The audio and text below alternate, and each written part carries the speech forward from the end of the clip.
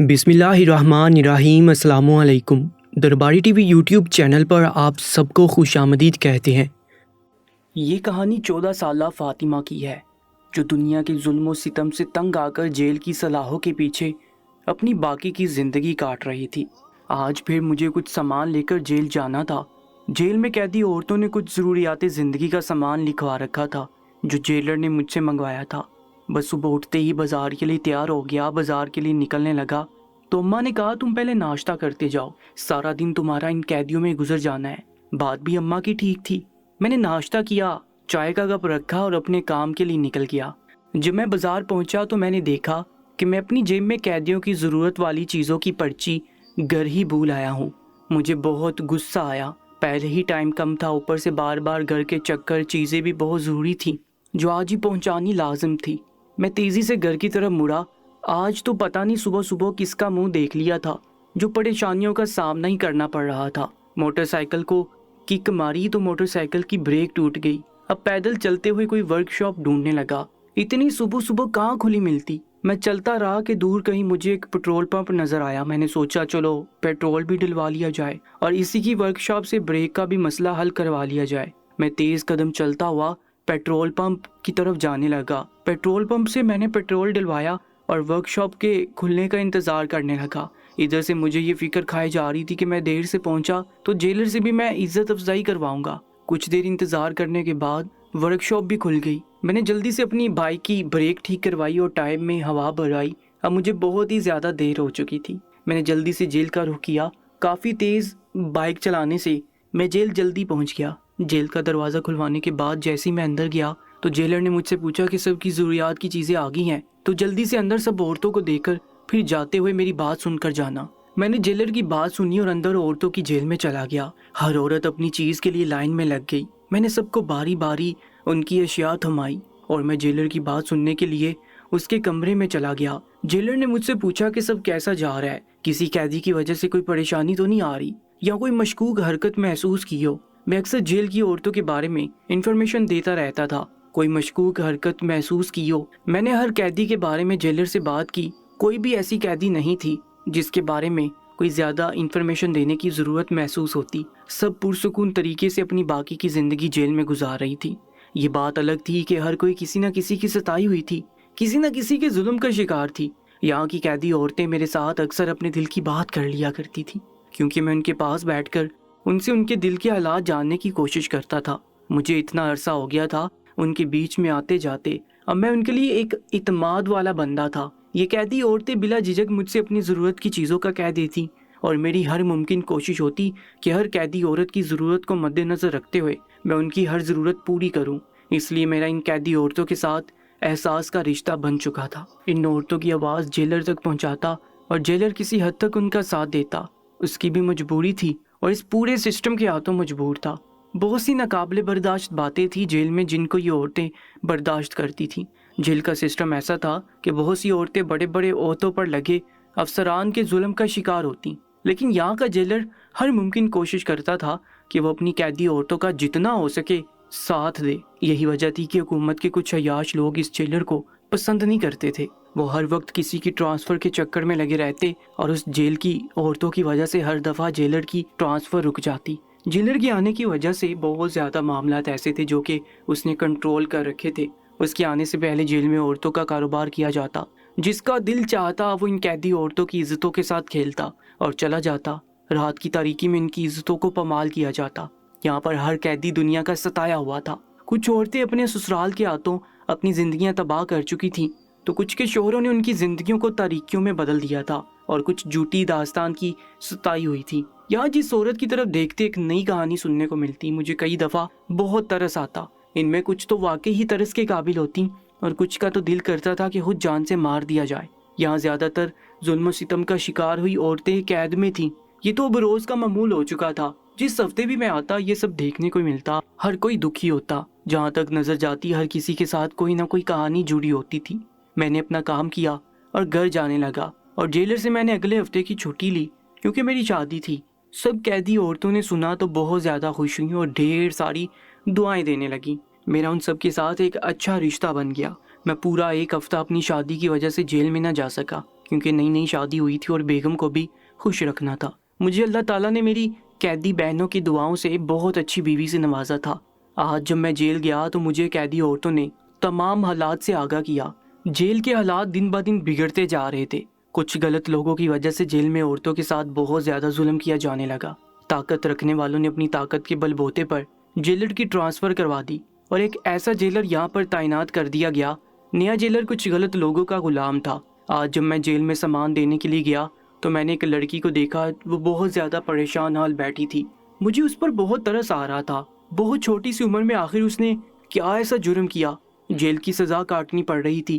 میں نے سب کو ان کی ضرورت کا سامان دیا۔ وہ لڑکی ایک کونے میں خاموش بیٹھی بس دیکھی جا رہی تھی۔ میں نے اس لڑکی سے پوچھا کہ تمہیں کوئی چیز منگوانی ہے تو بتا دو، میں نوٹ کر لوں۔ لڑکی نے مجھے کسی بات کا کوئی جواب نہ دیا۔ اس کی کسی کے ساتھ بھی کوئی دوستی نہ تھی، نہ وہ کسی سے بات کرتی تھی، بس سارا دن کونے میں پڑی رہتی تھی۔ میں گھر واپس آیا تو سارے راستے وہ لڑکی میری آنکھوں کے سامنے سے اوجھل نہیں ہوئی۔ اس کے بارے میں سوچتا رہا کہ اس نے ایسا کیا کیا جو اس کو اتنی چھوٹی سی عمر میں جیل کی سزا کاٹنی پڑ رہی ہے۔ طرح طرح کے خیال میرے دماغ میں گھر کرتے جا رہے تھے، جن کی وجہ سے میرا دل بہت زیادہ پریشان تھا۔ میں گھر گیا تو میں بہت زیادہ پریشان تھا۔ نہ میں کھانا کھا رہا تھا، نہ میرا دل کسی اور کام میں لگ رہا تھا۔ میری آنکھوں کے آگے وہی لڑکی آئی جا رہی تھی اور یہی سوچ مجھے اندر ہی اندر کھائی جا رہی تھی کہ آخر ایسا کیا گناہ سرزد ہو گیا اس لڑکی سے۔ میں پریشان اپنے بستر پر لیٹا تھا کہ میری بیوی نے مجھ سے پوچھا کہ کیا بات ہے، تم کچھ اداس لگ رہے ہو۔ میں نے بیوی سے کہا کہ نہیں، میں اداس نہیں ہوں، میں پریشان ہوں۔ آج جیل میں ایک عجیب سا واقعہ دیکھا ہے تو بس وہی دماغ پر سوار ہے۔ بیوی کے پوچھنے پر میں نے بتایا کہ ایک چھوٹی سی عمر کی لڑکی ہے جو جیل میں آج ہی لائی گئی ہے۔ اللہ جانے وہ کس گناہ کی سزا کاٹ رہی ہے۔ بلا اتنی چھوٹی سی لڑکی سے ایسا کون سا گناہ سرزد ہو گیا تھا جو وہ جیل میں آ پہنچی۔ دوسری طرف جیلر تبدیل ہو گیا ہے، وہ بھی پریشانی والی بات ہے۔ طاقتور لوگوں نے اپنے جسم کی ہوس کو مٹانے کے لیے جیلر کی چھٹی کروا دی۔ جیلر نے بڑا اچھا سنبھالا ہوا تھا جیل کو، ہر عورت اس کے ساتھ اپنے آپ کو محفوظ سمجھتی تھی۔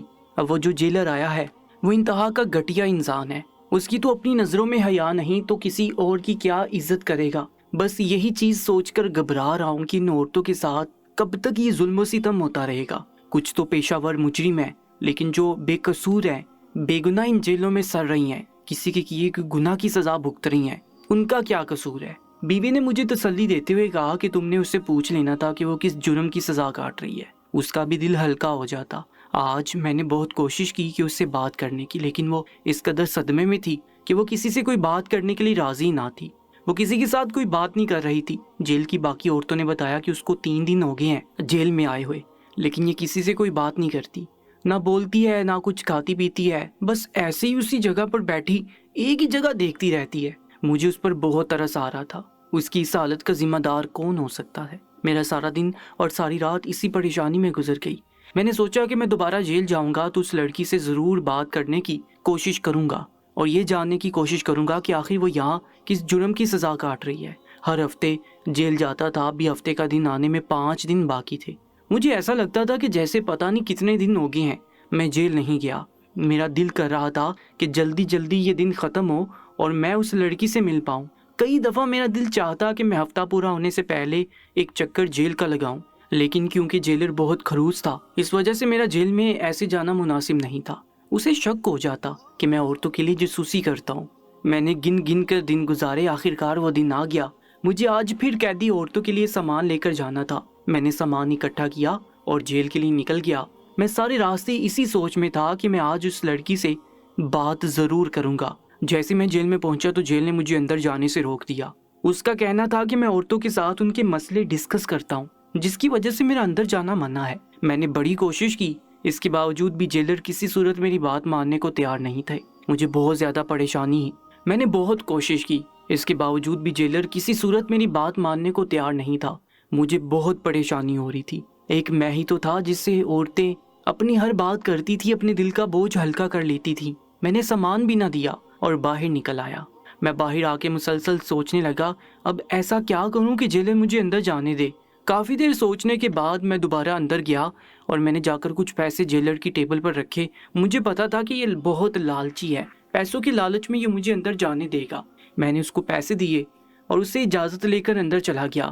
سب خواتین میرا انتظار کر رہی تھی۔ جیسے ہی انہوں نے مجھے اپنی جیل کے اندر آتے دیکھا تو سب ایک جگہ پر جمع ہونے لگی، پر میری نظر اسی لڑکی کو ڈھونڈ رہی تھی۔ مجھے وہ کہیں نظر نہ آئی۔ میں بہت حیران ہوا۔ ایک قیدی عورت نے مجھ سے پوچھا کس کو تلاش کر رہے ہیں؟ میں نے اسے بتایا کہ پچھلے ہفتے ایک نئی قیدی بچی آئی تھی، اس کو دیکھ رہا ہوں، آج وہ نظر نہیں آ رہی، کہاں پر ہے؟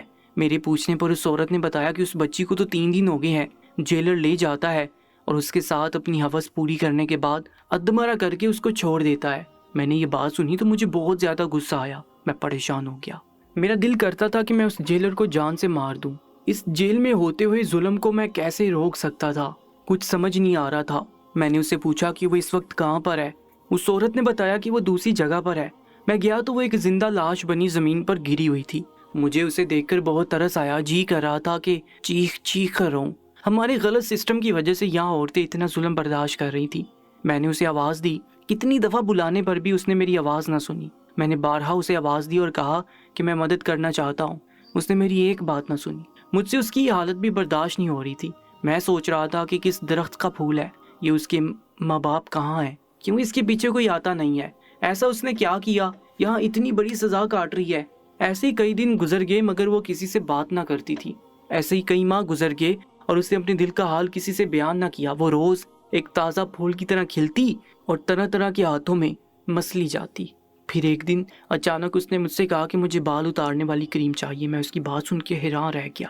مجھے اس بات کی بے حد خوشی تھی کہ اس نے میرے ساتھ بات تو کی، چاہے اپنے ضرورت کی چیز کے لیے صحیح۔ جب اس نے مجھے بلایا تو مجھے اب آسان لگنے لگا تھا اس کے بارے میں سب کچھ جاننا۔ میں ایسے ہی جیلر کو پیسے لگاتا اور کئی گھنٹے ان عورتوں کے ساتھ اندر گزارتا، ان کی ضروریات کی چیزیں ان کو مہیا کرتا۔ میں نے اس لڑکی کی بھی ضرورت کی چیز اسے لا کر دی۔ اس نے مجھ سے اپنی کریم کی ڈبی پکڑی، جانے لگی۔ میں نے اسے روک کر پوچھا تمہارا نام کیا ہے؟ وہ مڑ کر میری طرف دیکھنے لگی۔ پھر پوچھنے پر اس نے مجھے اپنا نام فاطمہ بتایا۔ میں نے اسے کہا تمہارا نام بہت پیارا ہے۔ میں نے اسے کہا کہ میرے اندازے کے مطابق تمہاری عمر لگ بھگ 13 یا 14 سال ہوگی۔ اس نے بولا 14 سال ہے۔ میں نے کہا کیا تم مجھے بتاؤ گی کہ تم کس جرم کی سزا یہاں کاٹ رہی ہو؟ میرا اتنا پوچھنا تھا کہ وہ لڑکی اپنے کمرے کی طرف جانے لگی۔ میں نے بہت کوشش کی اور اس نے میری کسی بات کا جواب نہ دیا، بس خاموش چلتی گئی۔ میں تسلی میں تھا کہ جو مجھ سے کبھی بات نہیں کرتی تھی تو اب اتنا ہو گیا تھا کہ وہ مجھ سے بات کرنے لگ گئی تھی، اپنی چیزوں کے بارے میں مجھے بتانے لگ گئی تھی۔ تو ایک دن ضرور ایسا آئے گا جب یہ مجھے اپنے بارے میں سب کچھ بتائے گی۔ میں نے اسی امید پر اس سے زیادہ بحث نہیں کی تھی۔ ایسے ہی چلتا رہا۔ مجھے یہ عورتیں چیزیں بتاتی اور میں ان کو چیزیں لا کر دیتا اور کافی دیر ان کے ساتھ بیٹھا باتیں کرتا رہتا اور ان کے مسئلے مسائل پہ ان کو سمجھاتا۔ جیل کے حالات تو پہلے ہی بہت ناگوار تھے۔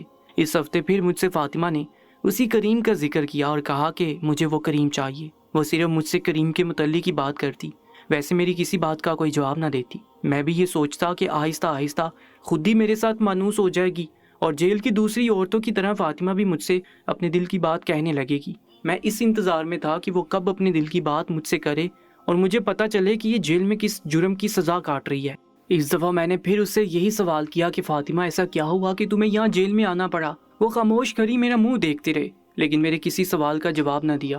ابھی میں اس سے بات ہی کر رہا تھا کہ جیلر کا ایک آدمی اندر آیا۔ اس نے کہا کہ فاطمہ تمہیں جیلر صاحب بلا رہے ہیں۔ فاطمہ تھر تھر کانپنے لگی، ایسے لگتا تھا جیسے اس کے اوپر کوئی پہاڑ گر گیا ہو۔ سب عورتیں اس کا ساتھ دینے لگی، کہنے لگی جا کے کہہ دو اپنے جیلر سے ہم فاطمہ کو نہیں آنے دیں گے۔ ساری عورتیں بغاوت پر اتر آئیں کیونکہ سب جانتی تھی کہ جیلر فاطمہ کو کیوں اپنے پاس بلا رہا ہے۔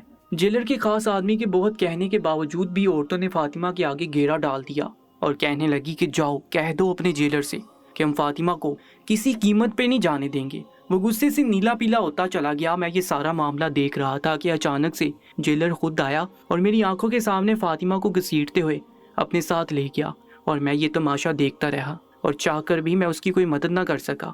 میں خود کو بہت بے بس محسوس کر رہا تھا، میری روح تڑپ اٹھی۔ یہ حالات دیکھ کر میرے بس میں نہیں تھا کہ میں ساری عورتوں کو یہاں سے آزادی دلواتا۔ میرا دل بہت رو رہا تھا کہ اتنے میں جیلر کے خاص آدمی نے مجھے کندھے سے پکڑ کر دھکے دے کر جیل سے باہر نکال دیا۔ ان کے پاس طاقت تھی، وہ اپنی طاقت کا استعمال کرتے تھے اور جس پہ چاہتے تھے ظلم ڈھا دیتے تھے۔ آج ساری رات فاطمہ کا چہرہ میری آنکھوں سے ایک منٹ کے لیے نہ ہٹا۔ میں اس بچی کی بے بسی پہ روتا رہا، سوائے رونے کے میرے پاس اور کچھ نہ تھا۔ کاش میں اس کے لیے کچھ کر سکتا۔ میں نے اپنے ایک دوست سے جیل کے حالات کے بارے میں بات کی اور فاطمہ کے بارے میں سب بتایا۔ میں نے اسے کہا کہ اگر تم میری اتنی مدد کر سکتے ہو کہ جیل میں میں روز جا سکوں تو میری ڈیوٹی ایسی لگوا دو کہ میرا روز جیل میں آنا جانا شروع ہو جائے۔ اس کے ماموں DPO تھے۔ ہائی پوسٹ پہ ہونے کی وجہ سے اس کے ماموں میرے لیے کافی مددگار ثابت ہو سکتے تھے۔ اس نے اپنے ماموں سے بات کر کے کسی بہانے سے مجھے جیل میں روز کی بنا پر کام دلوا دیا۔ اب میں روز جاتا اور روز عورتوں کی ضرورت کی اشیاء مہیا کرنے لگا۔ بلقیس آپا جیل کی سب سے پرانی قیدی تھی۔ میں نے بلقیس آپا سے فاطمہ کے بارے میں بات کی۔ میں نے ان سے کہا کہ کسی طرح فاطمہ کی میرے ساتھ ایسی ملاقات کروائیں جس سے وہ مجھے اپنی ساری صورتحال بیان کر سکے تاکہ میں اس کے لیے کچھ کر سکوں۔ اب میں روز چیزیں لے کر آتا، فاطمہ مجھ سے روز ہی اپنی وہ کریم منگواتی۔ مجھے عجیب سی الجھن ہونے لگی کہ یہ اتنی کریم کا آخر کرتی کیا ہے۔ ایک دن میں نے چھپ کر دیکھا تو میرے پسینے چھوٹ گئے۔ فاطمہ نے تو آدھی جیل کو اسی کریم میں لگا رکھا تھا۔ سب عورتیں مل کر فاطمہ کے ساتھ اس کریم سے کچھ تیار کر رہی تھی۔ میں نے رنگے ہاتھوں ان کو پکڑ لیا، اس لیے مجھ سے یہ کچھ چھپا نہیں سکتی تھی۔ میں نے فاطمہ سے کہا، میں نے ہمیشہ تم سے بہت پوچھا ہے لیکن تم نے آج تک اپنا راز میرے ساتھ شیئر نہیں کیا۔ آج تمہیں مجھے بتانا پڑے گا کہ آخر تمہارے ساتھ ایسا کیا ہوا جو تمہیں جیل میں آنا پڑا، اور اس کریم سے تم کیا کرتی ہو جو ساری عورتیں تمہارا ساتھ دیتی ہیں۔ فاطمہ نے مجھے بتایا کہ میرا تعلق ایک غریب خاندان سے تھا۔ میرے باپ نے فروٹ کی ریڑھی لگا کر مجھے پڑھایا لکھایا۔ میں بہت لائق تھی۔ مجھے سائنس پڑھنے کا بڑا شوق تھا، اس لیے میرا زیادہ ٹائم لیبارٹری میں گزرتا۔ میں لیبارٹری میں کیمیکلز کے ساتھ میڈیسن تیار کرنا سیکھ رہی تھی۔ میرا باپ میری باری فیسیں ادا کرنے کے لیے گلی گلی مارا مارا پھرتا۔ میری ماں لوگوں کے گھروں کا کام کر کے میرے لیے پیسے جمع کرتی۔ میں اپنے ماں باپ کا واحد سہارا تھی۔ وہ چاہتے تھے کہ میں پڑھ لکھ کر کسی ایسی نوکری پر لگ جاؤں کہ ان کی ساری محتاجی ختم ہو جائے۔ میں اپنے ابا سے ہمیشہ کہتی کہ ایک دفعہ مجھے پڑھ لکھ کر کسی اچھی پوسٹ پہ لگ لینے دے، میں نے آپ کو ریڑھی کا کام چھڑوا دینا ہے اور اماں کو سارے گھروں کا کام چھڑوا دینا ہے۔ میں آپ کی بیٹی نہیں بیٹا بن کر آپ کو دکھاؤں گی۔ میں ہمیشہ ماں باپ کو یہ تسلیاں دیتی اور میرا منہ چومتے اور میرے سر پر پیار دے کے ڈھیروں دعائیں دیتے، لیکن کون جانتا تھا کون حیوان کس طاق میں بیٹھا ہے۔ میری لیبارٹری کے ساتھ جو کچھ مجھے میڈیسن بنانا سکھاتے تھے میں ان کی بہت عزت کرتی تھی۔ ان کی ہر بات ماننا میرے لیے حرف آخر تھا، کیونکہ مجھے بچپن سے یہ سکھایا جاتا ہے کہ استاد ماں باپ کا درجہ رکھتے ہیں۔ میں اپنے اسکول میں بھی اپنے استاد کی بہت عزت کرتی تھی، ایسے ہی یہ سر میرے لیے باعث عزت تھے۔ میری آنکھیں تو اس دن کھلی جس دن سر نے اپنی حقیقت مجھ پر ظاہر کی۔ ایک دن مجھے اکیلی پا کر میرے سر نے میرے ساتھ وہ سب کیا جو وہ چاہتا تھا۔ میری معصوم زندگی کو اس نے تار تار کر کے رکھ دیا۔ جن باتوں کا ابھی مجھے دور دور تک کچھ پتہ نہ تھا، اس نے میرے اندر میرے وجود میں وہ زہر گھول دیا تھا۔ وہ روز میرے وجود کے ساتھ کھیلتا اور پھر مجھے جان سے مار دینے کی دھمکی دیتا کہ میں کسی سے کچھ بھی نہ کہوں۔ اگر میں نے کسی سے اس بات کا ذکر کیا تو وہ مجھے جان سے مار دے گا۔ میں اب اس کی عادت بن چکی تھی۔ وہ ہر 2 دن بعد مجھے ایسے استعمال کرتا اور مرتا چھوڑ دیتا۔ میں اس کے ظلم سے بہت تنگ آ چکی تھی۔ اس دوران میں حاملہ ہوگی۔ میرا بیچارہ باپ یہ صدمہ برداشت نہیں کر سکا اور اپنی جان سے ہاتھ دھو بیٹھا۔ میں اپنے باپ کی موت کا ذمہ دار اس ایوان کو ٹھہراتی تھی۔ مجھے حاملہ کرنے کے بعد بھی اس کا دل نہیں بڑھا۔ میں اس کی مسلسل ہوس کا نشانہ بننے کی وجہ سے بیمار رہنے لگی، اور اس انسان نے مجھے اور میرے بچے کو اپنانے سے انکار کر دیا اور زبردستی میرا ابارشن کروا دیا، لیکن اپنی عادت نہیں بدلی۔ وہ روز میرے اوپر ایسے ہی ظلم و ستم ڈھاتا۔ ایک دن غصے میں آ کر میں نے اس کا قتل کر دیا، جس کی سزا میں یہاں جیل میں بھگت رہی ہوں۔ مجھے میرے کیے پر کوئی پچھتاوا نہیں۔ میرا بس چلے تو میں اس جیسے تمام حیوانوں کو جان سے مار دوں۔ میں نے اس کی بات سنی تو میرے پاؤں تلے سے زمین نکل گئی۔ ایک استاد جس کو انسان ماں باپ کا درجہ دیتا ہے، وہ کیسے اپنے اسٹوڈنٹ سے اس طرح کی حرکت کر سکتا ہے؟ مجھے اس کی بات سن کر بہت تکلیف ہوئی۔ میں نے یہ دل میں ٹھان لیا کہ میں اس لڑکی کو یہاں سے آزاد کروا کر ہی رہوں گا۔ میں نے اس سے وعدہ کیا کہ تم پریشان مت ہو، میں کسی طرح تمہیں یہاں سے لے جاؤں گا۔ وہ بے گناہ تھی۔ اس نے اپنی عزت کے لٹیرے کو اس کے انجام تک پہنچایا تھا۔ ایسے لوگوں کا یہی انجام ہونا چاہیے، پر ہمارا قانون اس چیز کو نہیں مانتا۔ میں نے اس سے پوچھا کہ تم اس کریم کا کیا کرتی ہو، تو فاطمہ نے مجھے بتایا کہ اس کریم سے میں ایک دوائی تیار کر رہی ہوں، ایک ایسی دوائی جو کسی بھی انسان کو دی جائے تو اس کے اندر سلو پوائزن کا کام کرے گی، کیونکہ میں لیبارٹری میں میڈیسن تیار کرنے کا ہی کام کرتی تھی، اس لیے میں جانتی تھی اس کریم سے کون سی دوائی کیسے تیار کی جا سکتی ہے۔ میں نے جیل کے حالات دیکھے تو یہ باہر کی زندگی سے کہیں زیادہ خطرناک تھے۔ یہاں پر بھی ہماری حفاظت کے بہانے ہماری عزتوں سے کھیلا جاتا ہے۔ میں یہ دوائی تیار کر کے ہر اس عورت کو دوں گی جو بے بس اور لاچار ہے، اور سب کو یہ نصیحت کروں گی کہ ہر اس انسان کو یہ دوائی کھلائے جو ہم جیسی معصوم بے سہارا لڑکیوں کی عزتوں سے کھیلتے ہیں۔ فاطمہ نے اپنا سارا راز میرے ساتھ شیئر کر لیا تھا۔ مجھے اس پر بہت ترس آ رہا تھا۔ میں نے اسے سمجھایا کہ تم ایسا کچھ نہیں کرو گی، میرا تم سے وعدہ ہے، میں تمہیں بہت جلد یہاں سے لے جاؤں گا۔